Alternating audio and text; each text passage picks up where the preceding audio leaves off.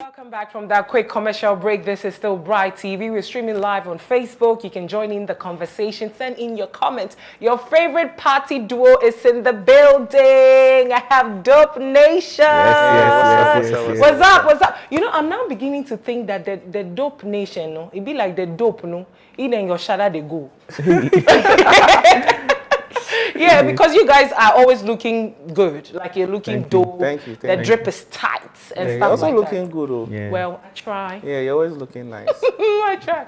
But anyway, let's talk about fashion a little bit before we go to music. When it comes to your style or how you look, Semuko interviews, your shows, you know, videos and all of that, do you have a professional or styler Manasa? It's just yourself doing your thing. I like your glasses. Would you like to take this? Thank you. Thank you. Would you like to take this? Well, we go with what we are comfortable with. That's it? Yeah, and mainly it's what we feel like, okay, today we should go with. So if we have a song and we feel like, okay, we should dress like this.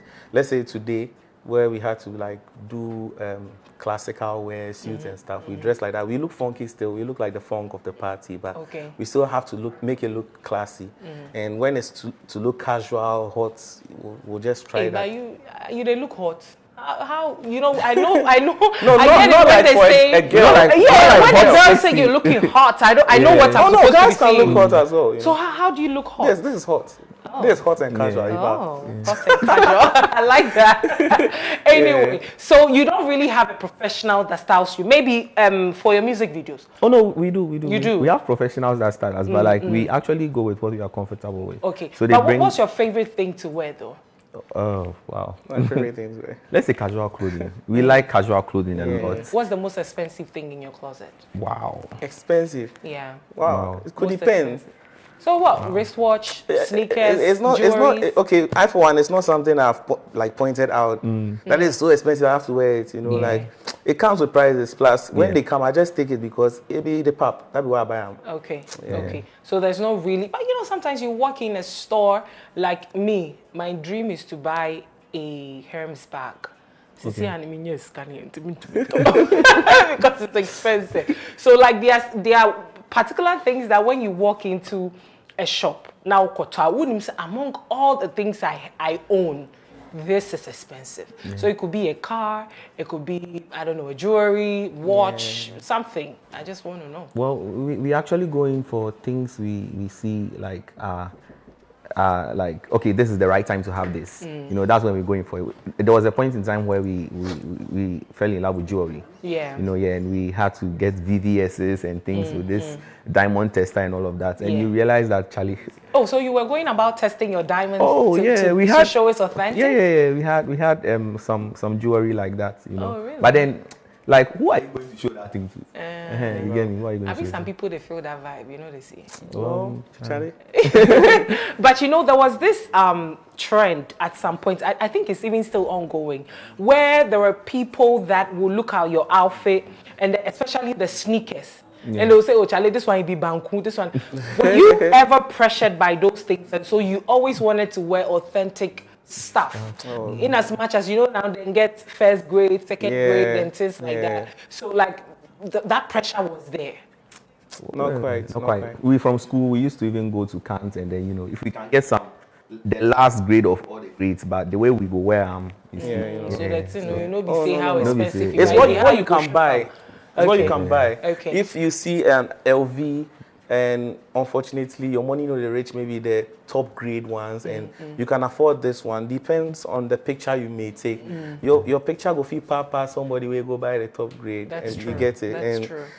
But as celebrities, you know, people that are well celebrated, people that are well known, do you feel the pressure to look good? Because, you know, when you come out, apart from your personality, apart from what you are giving out, no, we are looking at you, what you are wearing, when you go on red carpet, how you're supposed to look and stuff like that. Do you feel pressured at some point in your life? It's like sometimes you have to wear things that probably on a normal day,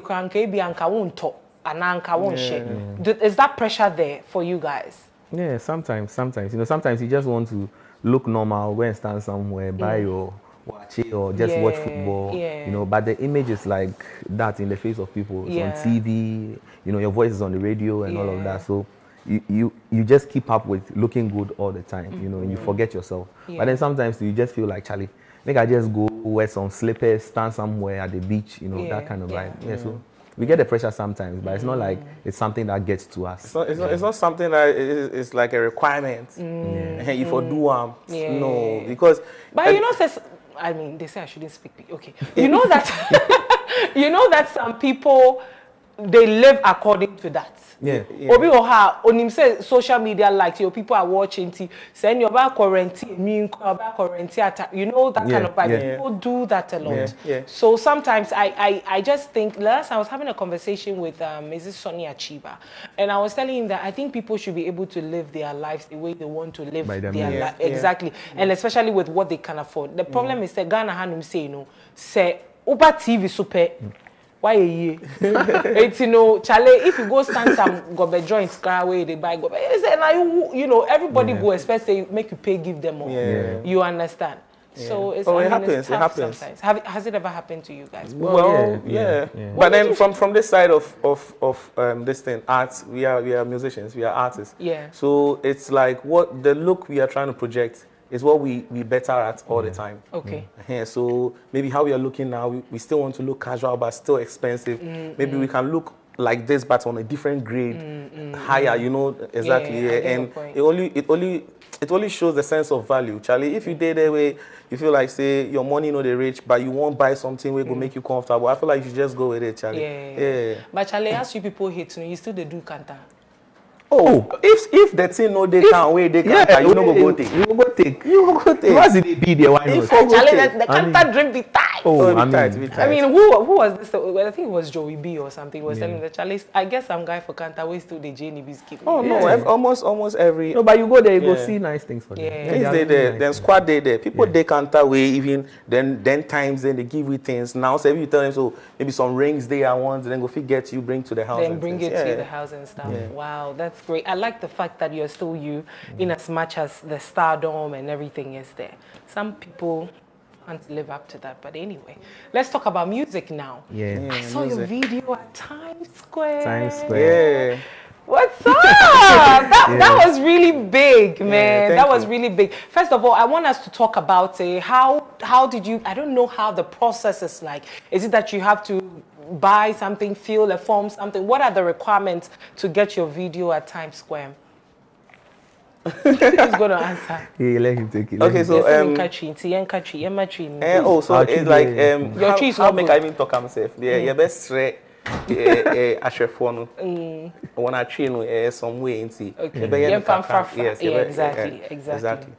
So anyone can get their video to Times Square, provided you have the standard for it. Okay, so what are the standards? Well, I wouldn't want to go in depth, but it's something that we, you know, anytime we drop a project, we have an outline. And we always make sure that when we learn something, we share.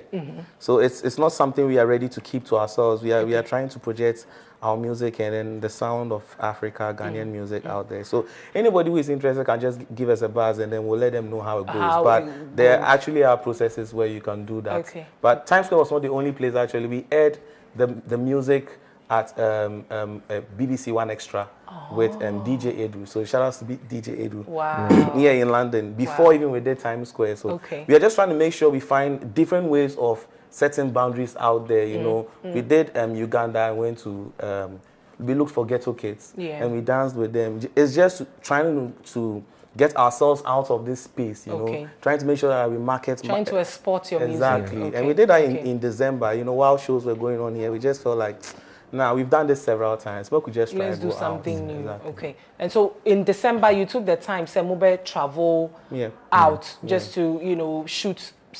Can I call it skits, or they are not really music videos, are they? Yeah, they are more like, you know, on the road projects. Like as you go on the road, you document them. So like the whole trip, you know, going to Uganda for our tour performances, and then with Ghetto Kids in Kenya, and you know, all that. And then the interviews. Then we did Nigeria.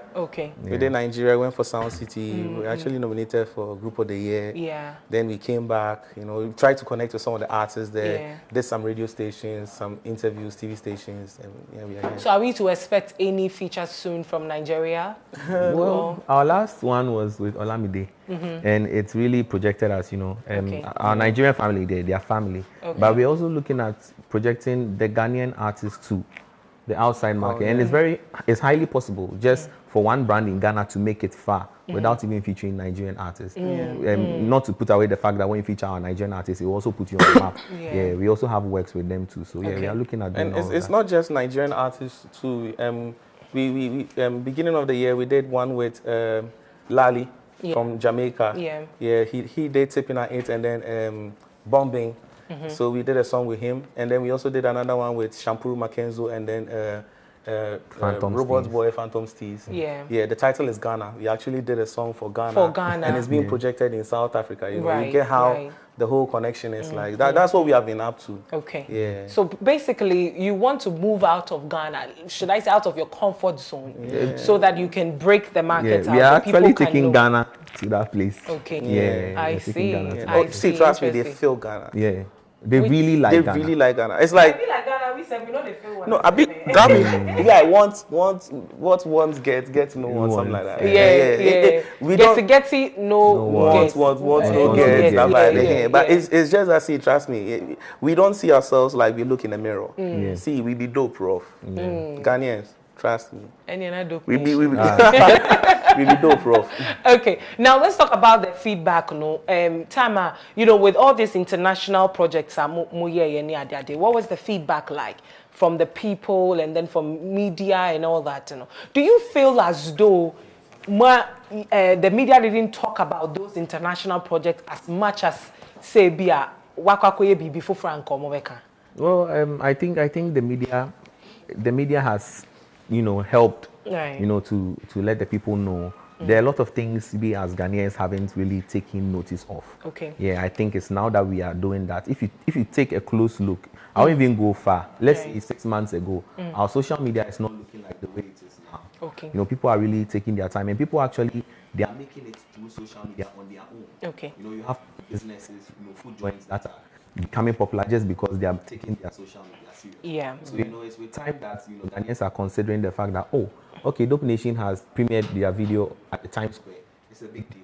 You know, and now they start asking, what is Times Square? Where is it at? How much will it take to do this? They actually do. You know, so small, and the media is being supportive. You know, you guys are Bryt also projecting us as well. I remember releasing our song Boza. And you guys did a back-to-back play. You even did L Baby did the dance tutorial while he was on TV for everybody to know how to dance it and all that.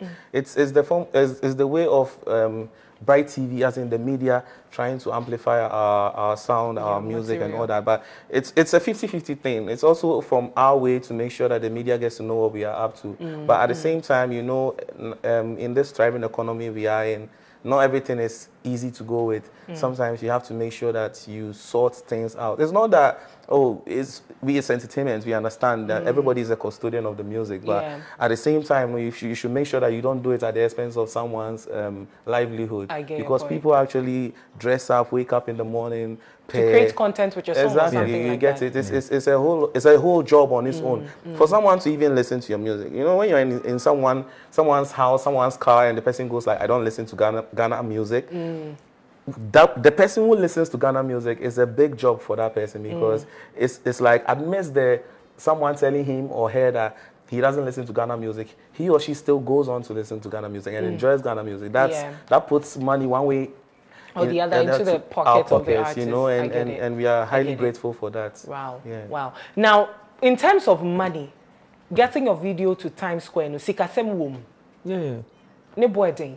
Well, averagely for an artist, like, to those who are in charge of putting the video at the Times Square, they know that it's averagely, as an artist, you can make enough to do that. You know? But, you know, from, like my brother said, this thriving economy, we are trying to make such steps. You know, this is the first time, so we just hope and pray that we get enough to also do more.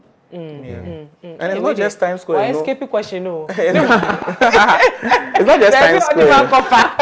It's not just Times Square. You know, there are marketing strategies as to how to make people get your music. It's like trying to do the make-believe. And by the time you are done with the make-believe, you do the on-ground. So you just have to, it's a strategy. There are different strategies. It's not just Times Square. There are different places But it's just that Times Square seems to be like one of the busiest places. Exactly. So we just felt, okay, let's target that side. And then, it goes like that. Okay. But then, trust me, there are lots of strategy. We just have to have conversations, open forums where artists will sit down. Where we get to learn and educate ourselves on some of these things and how to get your music there.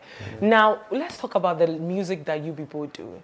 Mostly is like the party vibe. Yeah. It's like when I'm looking for a party song, I know that definitely maybe DopeNation where I'm going to get what I'm looking for. Are we looking at doing this consistently for the long haul? And I said there will be variations in, what we want to sing about and how we want to make the people feel. Sometimes, yes, you make us happy. Yeah. Sometimes you have to make us a little bit emotional. Sometimes you have to. Right. Yeah. You get my vibe. Yeah. So like, what's the story like then? Well, the true story is it's exactly what you said. Okay. We have actually been the life of the party, but at the same time, too, we have actually made people feel sad small, made people cry small. We've actually made people happy small. Right. We've actually given people motivation before. We've been doing lots of things. Okay. But it's just that the way DopeNation has been projected to Ghanaians is what the problem is.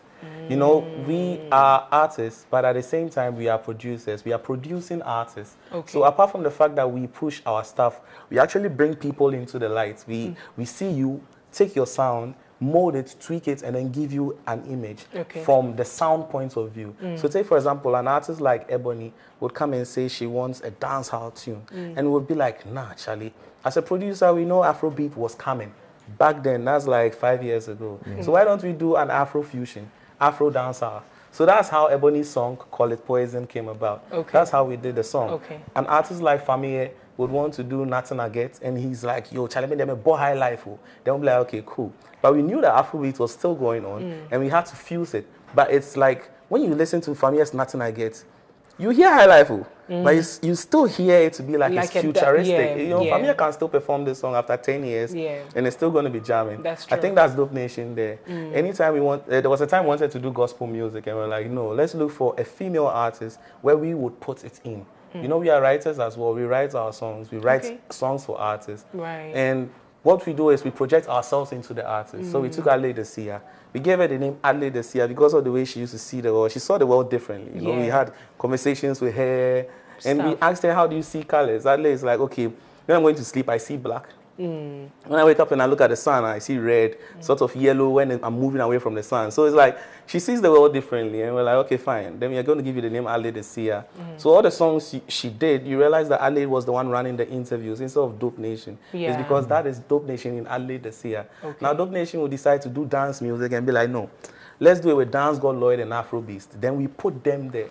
That's what we've been doing all this while. It's because we are producing artists. We are not just artists. You are not just artists. Exactly. So then you have to you project yourselves through other means. Yes. That's so if somebody wants to say, oh, we want to know DopeNation, you can't only know DopeNation because of the songs they make. Exactly. But you can see them in their productions as well. Am I getting it? Exactly. Now, speaking of Adelaide Sia, how's the relationship like? It's been long since we heard of her. I wanted to talk about her as well. How are things going on? It's been good. Are you still managing her? Were you her managers anyway? Yeah, we're actually her powerhouse, her label actually. But we got to a point where things became a little bit shaky because, as DopeNation, we had to pause our music and then let Adelaide shine. And when I say Adelaide shine, it means that she had a whole team, and her condition was so critical. We needed to get a lot of people to control things at the time. When she's here, there's someone who helps her in doing this and that, because of her condition, Right. And also, we were out of the country for a bit, and we got some news, from Ghana that some negative news. What was the news? It was those clickbait news, like the news that would want you to click. Okay. Yeah. And when like false. False news, Yeah. And it was. It's actually talked about this thing being a game. Yeah. And it was like Adelaide is fake blind and stuff like that. I don't. You see, I don't know the actual detail of what it was, but it was so bad, it happened to tarnish the reputation of everything that we were doing. It destroyed the art of everything. You see, we don't want to go in depth to let people know where Adelaide was headed towards, but she was at that point of breaking. You know, she was at that point of breaking. So are you saying because of news weight, you know, No, it's not even because of that. It's actually it pulled a lot of things from happening, you know, because on her side too, she has, you know, family. And, you know, it's not every family in Ghana that thinks music is like, you know, just a business or, you know, a serious something, you know. So it took a lot of things, but, you know, we went to the family to talk to them, and we decided that, okay, you know what, it's not only music she wants to do, you know, she wanted to be a presenter and all of that. I think I've seen her you know, so we will be around, but definitely, you know, get things to straighten out our team and the whole thing, and come back to her, and then come back in a better. And you are not actively working with her anymore. Well, for now, we are trying to get our staff well, and then at the same time, so, you know, the health conditions too are also involved. So we would have to take our time with that, because, you know, it's not easy as an artist to be moving from place to place. Not to even talk of a female. You know, it's a big deal. So because, you know, the females, you have to make up, and then it's so much stress. It's so much stress. Trust me. So we are taking those ones into consideration. At the same time, so we got to the matter. We found the blogger that did the news. You get it, but did you sue him? No, for the fact that you see, we are. Well, it could be a hair, but we are very sensitive about media. We have love for media because we've really done a lot of things here that the media has been instrumental in. So it's not that this news should lead us to do something that would get out of the way of things, you know. So, but if the thing is tarnishing your image, don't you think you should do something? Yeah, but this is an image, sweat, blood, and everything. So I mean, you're tarnishing the image. You can't just do. You can do it like you said, a clickbait. I mean, before I type in my send reaching millions of people. How you come back to explain? It will amaze you. There's millions of people. No, when you first one, they won't get the second. Exactly. You know, those things really go further, like than the actual, the damage control. But you know, like I said, we are very sensitive for media. We really love everybody that has been supportive for our work. So we just felt that, okay, fine, let's just call it a spade. And now we are very cool. So we are looking out for maybe the next time we are bringing out an Ali Desia project. You now go blog the first one. Okay. All right. Now wrapping up the conversation, DWP. Are you guys like it's like now every video of yours they are inside? Do you guys have like some sort of contract? And I say, okay, this is what we do. What's the relationship like there? Yeah, DWP is family, man. DWP is like, let me put it out there. It's arguable to some people, but DWP is the most disciplined and best dance group in Africa. They are very good at their work. They know how to project themselves. When you let them know this is what you want, they amplify it in a dance form, you know. So DWP has been, and we are very serious about our work. We are sensitive about our work. So when anytime we do something with them, it's so much magic. We had the link. David, that is what our song since, you know, Nami Ish and stuff, and we met Dance God Lloyd, Afrobeats, and Quabbles, the manager. Then we did Boza, we did Zinabu with them, and then now we did Boza with, you know, the squad, Endurance, Afronita, Demzi, Rachel, you know, all of them, and Endurance, you know, and it's like now we are doing club. Now we are doing most projects together, and I said, they worry me.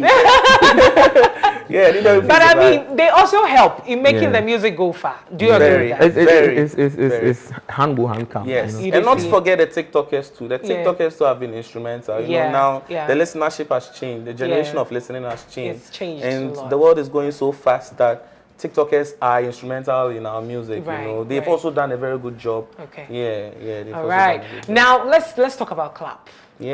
What was the inspiration behind the song? Yeah, I remember if you're happy and you know, clap your hands. You know, when we were in is it Sunday school and stuff like that. Now you have been able to turn this into a beautiful tune. What was the motivation behind that song, briefly? We are looking at sharing our culture with the outside world. You know, now they are coming here, so we just wanted to show them that. And everyone, like as kids growing up, we know that you can clap like that. And then in our songs, we have I tried. You know the Jama vibe. You know, so we just had the Ghanaian, the Ghanaian sound infused with house music, Amapiano, and a little bit of Afrobeat. you know, and that's how you had, you know, clap. Okay, Yeah. I see. So can you do a freestyle for me on the clap before we do the challenge? People here think I can't dance. Oh, you can't. No. It's simple. I mean, we're doing Boza before Yeah. we did the interview, so yeah. You know, yeah. Okay, so let's do a freestyle on the clap one before we Yeah, wrap sure, it up. sure. Okay, so it goes like, so when you see me just clap, Yeah. break it down, don't stop. Yeah, then you Turn around, then clap. Yeah, Break it down, don't stop.